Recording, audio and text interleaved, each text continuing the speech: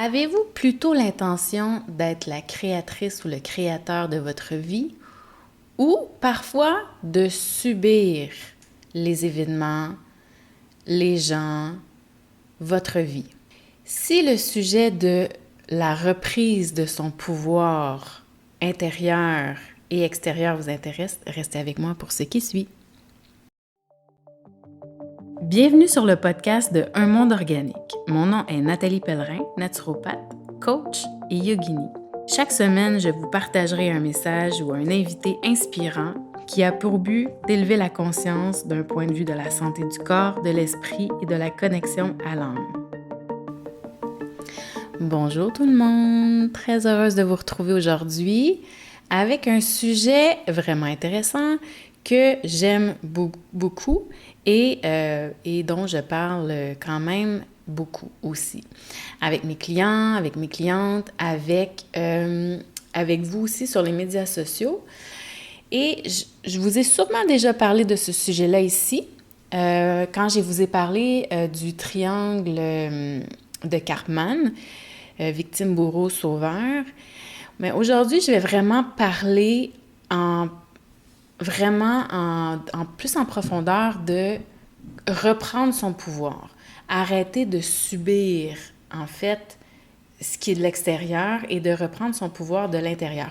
Et je vais vous expliquer qu'est-ce que ça veut dire, comment faire.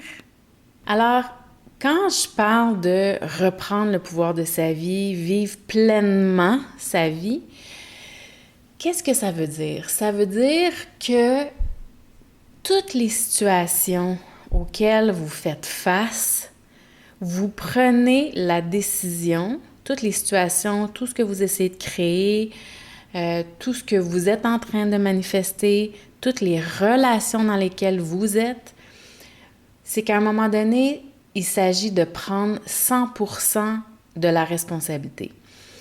Et ça commence par prendre une décision. Je prends la décision d'être 100% responsable de ma vie. 100% responsable de la relation que j'ai avec mon conjoint, avec mes enfants.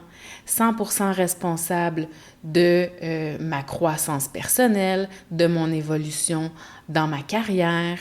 100% responsable. Un peu comme un athlète est 100% responsable de son évolution en tant qu'athlète, de ses victoires. L'athlète ne peut pas mettre la faute sur l'extérieur.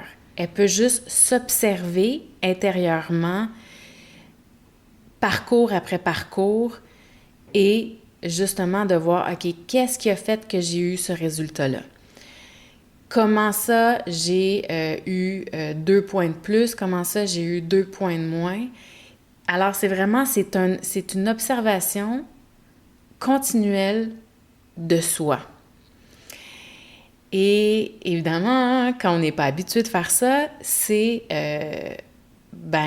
on le fait à la fin de la journée, par exemple. On observe ce qui s'est passé. Et tranquillement, plus on s'observe, justement, plus que, en fait, aussitôt que vous allez vivre un inconfort intérieur ou une émotion, avant de mettre ça sur le dos de l'autre personne ou de la situation, à ce moment-là, la question à se poser, c'est pourquoi je me sens de cette façon-là? Il n'y a personne qui a le pouvoir de vous rendre, de vous donner, de vous faire sentir. C'est seulement le discours interne à propos de les pensées que vous avez à propos de la situation, à propos de ce que la personne vous a dit, à propos de ce qui est à l'extérieur de vous, qui vraiment va générer cette émotion-là. Évidemment, il y a des zones grises, évidemment, il y a un paquet de... Tu sais, vous allez me dire, ouais, mais si la personne est super violente avec moi, oui, clairement, on veut pas rester dans une situation où on est dans ce genre de relation-là. Toutefois, il s'agit de savoir, mais comment ça, je me suis rendue là? Qu'est-ce qui m'a amené à être avec une personne qui est violente avec moi, par exemple? elle est où ma responsabilité dans avoir laissé entrer cette personne-là, par exemple, dans ma vie? Et chacun a ses histoires aussi. Donc, qu'est-ce que je dois apprendre de moi à travers ça pour ne plus répéter cette même pattern? Donc, reprendre le pouvoir de sa vie, c'est tout d'abord prendre la décision que je suis 100% responsable de ma vie. Et je vous dis que juste cette étape-là, c'est assez... il y a vraiment un shift intérieur qui se crée quand vous êtes vraiment honnête et véritable avec vous-même.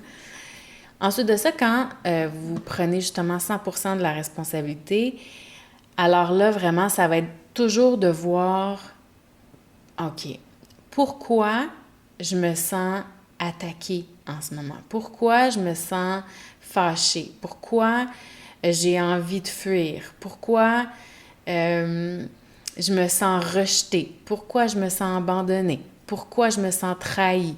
Etc., etc. Donc, toute émotion devient... C'est la beauté, en fait, de ce travail-là. Et toute émotion devient, en fait, un message pour vous d'observer, est-ce que c'est vrai ou est-ce que je projette sur l'autre une vieille blessure qui est présente?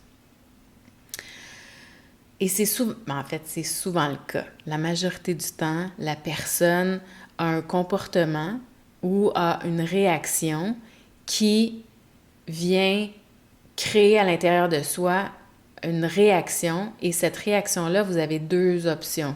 Soit que vous l'observez et que vous vous demandez où est-ce qu'elle est ma responsabilité à l'intérieur de cette réaction-là. Vous pouvez valider aussi, ça c'est important. Si vous êtes pas certain, si vous avez vérifié à l'intérieur de vous, puis que à quelque part vous trouvez que c'est inaccessible, pas inaccessible, mais inacceptable de se faire parler de cette façon-là, alors c'est à vous de mettre vos limites et donc de dire à votre interlocuteur, ben ça me blesse. Ça me blesse la façon dont le ton que tu utilises, par exemple, ou ce que tu viens de me dire. Tu sais, est-ce qu'on pourrait pas dire ça autrement? Pourquoi? En fait, qu'est-ce qui t'amène à me dire ça de cette façon-là? Puis d'essayer de creuser, essayer de voir, ben, est-ce que c'est possible de transformer, justement, cette situation-là ou cette communication-là en une communication ouverte. Et justement, ben, vous avez la communication consciente que vous pouvez utiliser où justement vous prenez le pouls. Donc, voici la situation. La situation, c'est que je te sens peut-être énervée. Et là, quand tu te sens énervé, ben moi, ça me met de la pression. Qu'est-ce qui se passe? Est-ce qu'on pourrait pas mettre un peu de calme ou de quoi tu as besoin? Et de vous demander vous-même de quoi j'ai besoin. J'ai besoin de calme. Et de demander à l'autre, est-ce que c'est possible de se parler dans un état de calme aussi, par exemple. Mais ça, c'est quand même un autre sujet. Alors, je reviens à je suis 100% responsable et donc, je laisse rentrer les gens, un peu comme tantôt quand je disais, ouais, mais cette personne-là est violente. Alors, OK, qu'est-ce qui m'a laissé... Quelle est la raison pourquoi je laisse entrer ce type de personne-là dans ma vie? Quelle est la peur? Quel est le besoin? Quelle est l'insécurité? Pourquoi je laisse ces personnes-là abuser de moi, par exemple?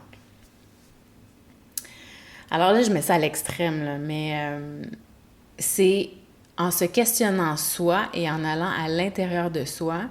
Après ça, on doit prendre la responsabilité de dire, est-ce que je mérite ça? Est-ce que je peux continuer comme ça? Est-ce que ça vaut la peine de continuer comme ça pour ma propre sécurité intérieure, pour ma propre amour de moi-même?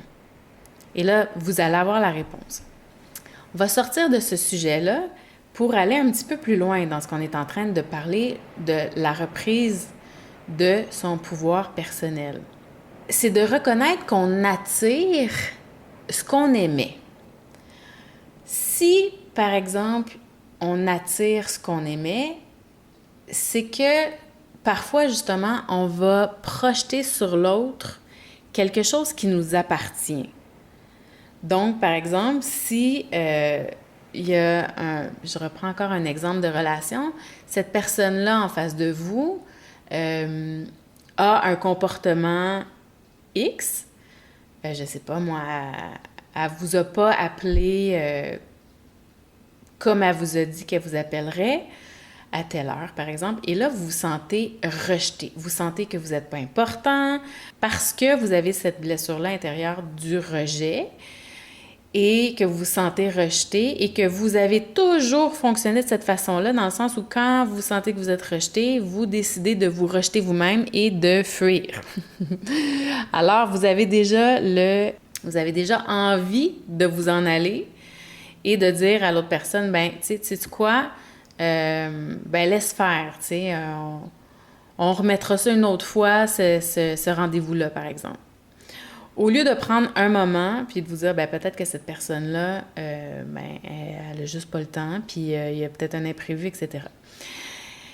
Éventuellement, vous allez en venir à ça. Mais justement, en regardant intérieurement, qu'est-ce qui vient d'être allumé?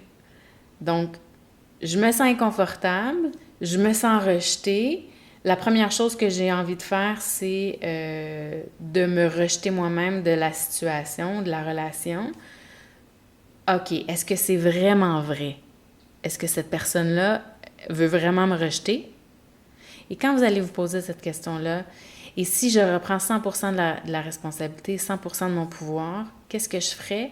Je prendrais une posture de leader, forte, ancrée. J'ai pas peur, j'ai pas nécessairement... Cette blessure-là, dans mon monde adulte, n'existe plus.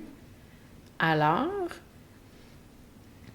je peux valider avec l'autre personne à savoir est-ce que ce rendez-vous-là, par exemple, a toujours lieu, de me rappeler quand ça sera le bon moment, au cas où qu'elle a oublié, peu importe. Donc, vous voyez un peu la subtilité de notre façon de réagir. Et c'est assez intéressant parce que quand on valide justement avec l'autre, dans les situations professionnelles, personnelles, ça arrive vraiment souvent. Donc, on se sent rejeté, la personne va avoir des comportements qui vont faire en sorte qu'on ne se sent pas important, qu'on ne se sent pas important pour la personne. Et donc, parce qu'on a à l'intérieur de soi ce sentiment-là de jamais être assez, donc on a l'impression que par son comportement, l'autre personne, parce qu'elle n'a pas retourné notre courriel à temps, parce qu'elle ne nous a pas fait suivre encore la réponse qu'on attend, etc., qu'on le prend personnel, qu'on est nous-mêmes pas assez et que cette personne-là, par son comportement, nous dit ça.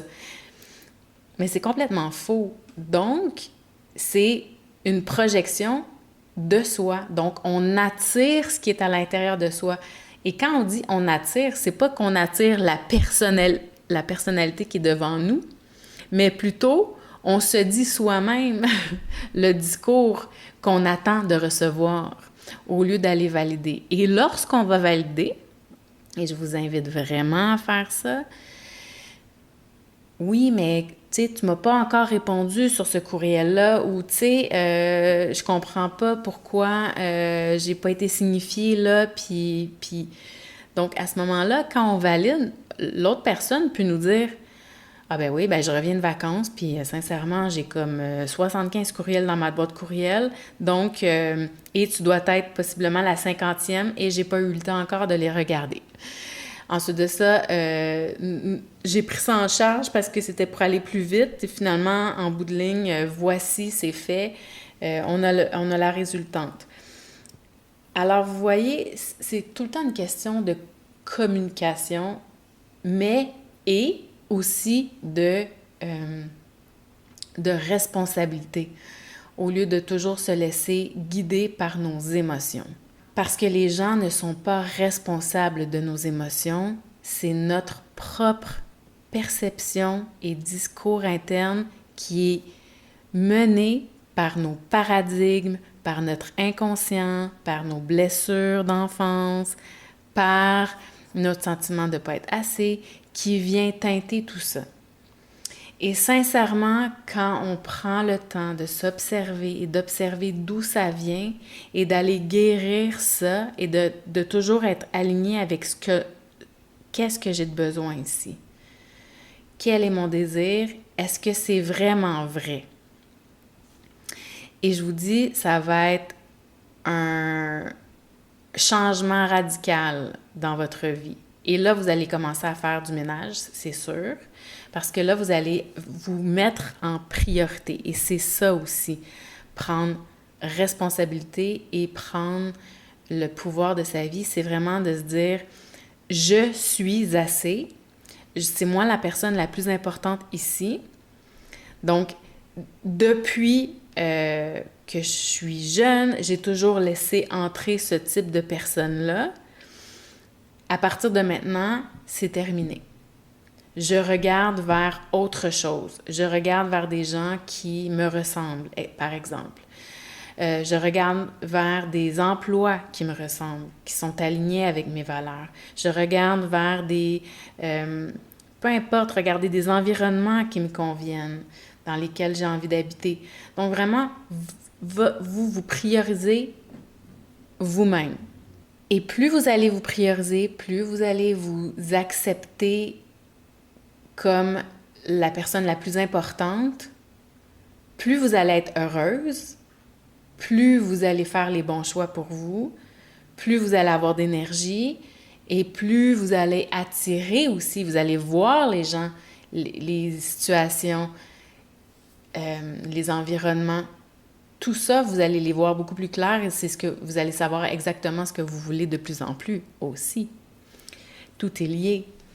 Et donc, reprendre son pouvoir intérieur, c'est aussi, et ça je l'avais déjà nommé d'entrée de jeu, d'arrêter de subir les événements.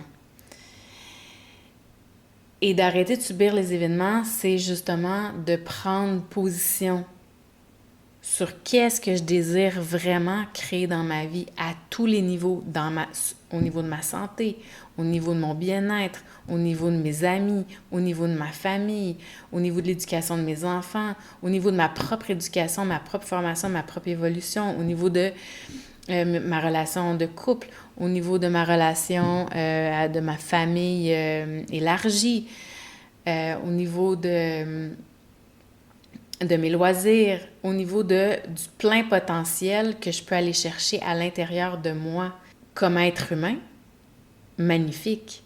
D'avoir du pouvoir sur ce que je désire créer, d'avoir le courage de prendre des décisions difficiles, d'avoir le courage d'aller au-delà de mes peurs, d'avoir le courage de sortir de ma zone de confort pour créer ce que je désire vraiment. D'avoir le courage de me mettre en action. Et c'est sûr que ça demande énormément de courage et d'énergie de faire tout ça, mais ça devient un muscle à un certain moment donné. Vous allez le faire, vous allez être fatigué, ça va vous demander énormément d'énergie de passer au travers momentanément, et vous allez avoir un flot d'énergie et d'adrénaline une fois que vous allez avoir passé au travers et que vous allez voir le résultat. Moi, de me mettre de l'avant sur les médias sociaux et justement à me mettre de l'avant en dehors de faire de la clinique, faire des ateliers en présentiel, quand la pandémie est arrivée puis que j'ai dû me mettre de l'avant sur les médias sociaux, avec Zoom et tout ça, j'étais tellement inconfortable avec ça. J'avais l'impression que j'étais pour mourir. J'avais vraiment l'impression que c'était profond à l'intérieur de moi, la peur qui était présente. Et petit à petit, à force de le faire, c'était pas facile. Puis à un moment donné, c'est devenu plus facile. Puis à un moment donné, j'ai vu comment c'était important pour moi de passer à travers cette peur-là pour en faire une amie. s'efface tranquillement, mais sachons aussi que la peur et le doute, elles ont toujours un message à nous donner. Alors, la peur veut nous dire, OK, est-ce que c'est aligné avec ce que je veux créer ici? Même chose avec le doute. Donc, toujours d'aller voir. Pour vous aider à reprendre votre pouvoir intérieur, cultivez un état d'esprit positif, dans le sens où de voir la vie comme des apprentissages et non de voir la vie comme étant tout le temps des échecs, ou je me suis trompée, ou ça aurait pas dû être comme ça. Donc vraiment de voir, OK, qu'est-ce que j'ai à apprendre de ça? Comment je peux utiliser ça pour la suite, qui va être positif en fait pour la suite. Ensuite de ça, évidemment d'être dans la gratitude pour ce qu'on est en train de créer en soi. Évidemment de l'autocompassion, de l'accueil. Parce que évidemment, vous voulez avoir le pouvoir sur votre vie, vous voulez être le leader de votre vie, et des fois, on va aller vite, vite, vite, vite, vite dans un domaine, puis finalement, ça va pas aussi vite, et là, on s'en veut, et là, on se tape sur la tête. L'idée, c'est pas ça. L'idée, c'est le cheminement que l'on crée à l'intérieur de soi qui nous amène vers où on veut aller. Donc, d'être très en compassion avec soi-même. Et de se voir dans ce qu'on désire créer. D'ailleurs, je vais vous en parler beaucoup dans l'atelier trimestriel Une année révolutionnaire 2024. Donc, le premier atelier trimestriel, on va en parler, et de visualiser l'émotion, de visualiser évidemment avec le champ de vision, mais de visualiser aussi avec vos émotions et avec votre discours interne ce que vous voulez créer comme nouvelle posture. Donc, si pour vous, reprendre son pouvoir, c'est d'être forte, courageuse, très ancrée, très puissante dans votre énergie, très radieuse au niveau de votre aura, par exemple. Et là, vous pourrez mettre plein de mots. Alors là, je vous invite justement à le ressentir, le voir, vous voir agir dans le monde avec cette nouvelle posture-là. Et justement, qu'est-ce que vous dites intérieurement? Évidemment, vous ne dites pas que vous n'êtes pas assez. Vous dites, je suis la bonne personne pour faire ça. Je suis la bonne personne pour prendre ça en charge. Je suis la bonne personne pour créer ça dans ma vie. Je suis la meilleure personne pour m'accompagner vers cette version de moi que je suis en train de mettre en place à l'intérieur de moi. Alors, c'est de ce sujet que j'avais envie de vous parler aujourd'hui. De reprendre son pouvoir, c'est vraiment de s'observer intérieurement et d'arrêter de rendre les autres responsables de comment on se sent et surtout d'arrêter de rendre les autres responsables de comment on se sent, d'arrêter de rendre les situations extérieures à nous responsables de comment on se sent et de vraiment avoir un impact positif sur notre propre vie en étant leader de sa propre vie. Ça va me faire plaisir de vous entendre sur le sujet. Alors, si vous voulez justement vous joindre à moi dans l'atelier trimestriel qui aura lieu samedi le 13 avril en direct sur Facebook. Il va rester là pendant quelques jours. Alors, si vous avez envie de venir échanger avec moi, je vous invite à venir me rejoindre. Et aussi, si vous ne pouvez pas nécessairement y accéder, sachez que toute la série d'ateliers liés à ce programme-là, si on peut l'appeler comme ça, Une année révolutionnaire 2024. Alors, c'est les ateliers 2023-2024, les 4 ateliers que j'avais faits au début de l'année et les 4 ateliers trimestriels qui débutent justement à partir du 13 avril et qui vont se poursuivre jusqu'à la fin de l'année. Alors, ce programme-là, vous pouvez l'acheter, puis vous pouvez justement y accéder au PDF, avec justement, puis refaire tous les exercices qui ont été faits en début d'année. Et vous allez avoir accès justement à cet atelier trimestriel-là qui aura lieu demain, le 13 avril. Alors, les perceptions, rappelez-vous que les perceptions, en fait, ce qu'on ressent à l'intérieur de soi, c'est une perception. Si vous êtes capable d'identifier ça à chaque instant, vous allez voir, ça va aller vraiment vite dans votre reprise de pouvoir. Alors, j'avais envie de vous partager ça parce que je suis passée par là, puis je vois de mes clientes, je vois des gens autour de moi qui sont aux prises avec justement ces sentiments-là où les situations les rendent misérables, puis ou tristes, ou vraiment qui viennent les toucher. Et à quelque part, c'est correct d'avoir des émotions, mais de rester dans une émotion qui vient d'une perception, alors ça, c'est pas nécessaire. Alors, et vous avez le pouvoir sur ça. Donc, au plaisir de vous retrouver dans cet atelier-là, j'ai vraiment hâte. J'ai vraiment hâte de vous retrouver moi aussi. Et j'ai hâte aussi de vous reparler dans le podcast de la semaine prochaine. Je vous souhaite une belle soirée. À bientôt.